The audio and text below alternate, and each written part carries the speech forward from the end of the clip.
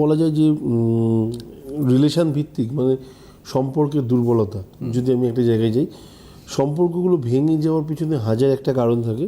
তবে আমার মনে হয় যে যদি আমি অদূর ভবিষ্যতের দিকে তাকিয়ে থাকি, তাহলে একটাই মানে হয়, সেটা হচ্ছে বন্ধু চিরকাল বন্ধু থাকবে না, শত্রু চিরদিনই শত্রু থাকবে না।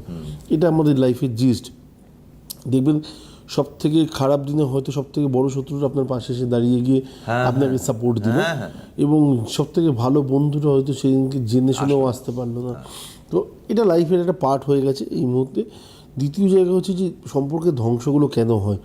আমি যদি ফার্স্টে ভাবি যে প্রেমের সম্পর্ক বা ভালো একটা সম্পর্ক নিয়ে একটি ছেলে একটি মেয়ে এগোচ্ছে, হঠাৎ করে দেখা গেল ব্রেকআপ, এবং এক একজন মানুষের জীবনে দেখবেন 4বার 5বার ব্রেকআপ হচ্ছে, তারপরে বিয়ের জায়গায় পৌঁছেছে এবং তারপরেও কোথাও না কোথাও স্যাটিসফ্যাকশান নেই। সমস্যাটা হচ্ছে যে স্পেশালি গ্রহগত। আপনি প্রেমের লাইফে পা রেখেছেন, বা আপনি যা জানছেন ভালোবাসার সম্পর্কটা নিয়ে আপনি এগিয়ে যেতে চান, বা ছেলেটিকে অথবা মেয়েটিকে আপনি কী বলবো নিজের প্রাণের থেকেও বেশি ভালোবাসেন, কিন্তু কোথাও না কোথাও তার মধ্যে সেই ভালোবাসা বা সেই অনেস্টি, সেই রয়্যালিটি ব্যাপারটা আপনার সাথে নেই, আপনি ফিল করেন।